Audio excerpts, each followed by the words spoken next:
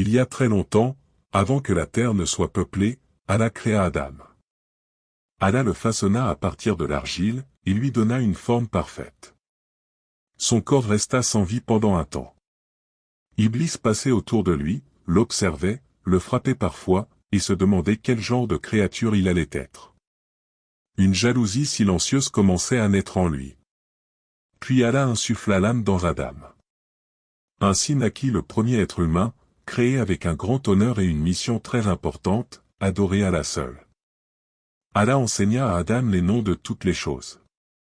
Grâce à cette science, il comprit beaucoup de secrets de la création.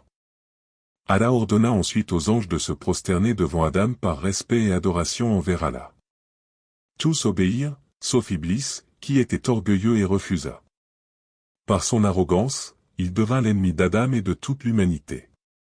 Iblis n'était pas un ange mais un djinn, mais il se distinguait des autres djinns car il adorait Allah avec une grande assiduité. Par son adoration intense et sa dévotion apparente, il s'était retrouvé à un rang très élevé parmi les anges, et partageait leur assemblée. À cause de ce refus, Iblis fut chassé et perdit sa place parmi les anges. Rempli de colère, il demanda à Allah un délai jusqu'au jour du jugement. Il jura alors de tout faire pour égarer les enfants d'Adam, sauf ceux qui resteraient sincères et fidèles. Adam, lui, fut honoré. Allah lui accorda le paradis et lui créa une compagne, Ève, afin qu'il trouve la tranquillité auprès d'elle. Ainsi, Adam et Ève formaient le premier couple de l'humanité. Ils n'avaient ni faim, ni peur, ni fatigue. Une seule règle leur fut donnée, ne pas s'approcher d'un arbre précis. Mais Iblis, désormais ennemi déclaré de l'homme, ne tarda pas à agir. Il ne força pas Adam et Ève, mais utilisa la ruse en leur disant être un bon conseiller.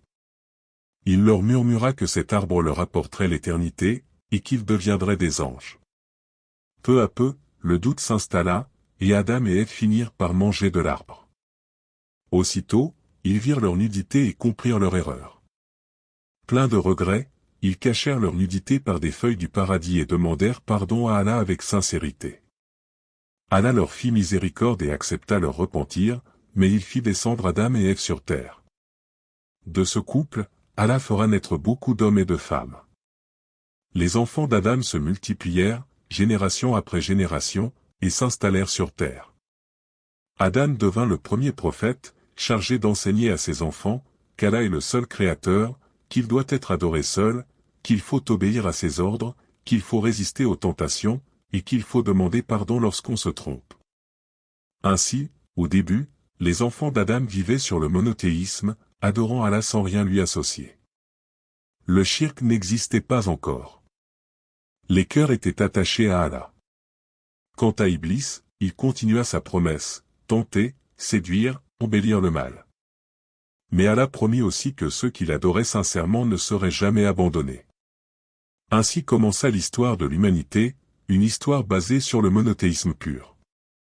Et depuis ce jour, Allah n'a cessé d'envoyer des prophètes pour rappeler ce même message. Ceux qui écoutent les prophètes et les suivent seront guidés et entreront au paradis, tandis que ceux qui les renient et désobéissent seront aveugles le jour de la résurrection, et iront en enfer éternellement.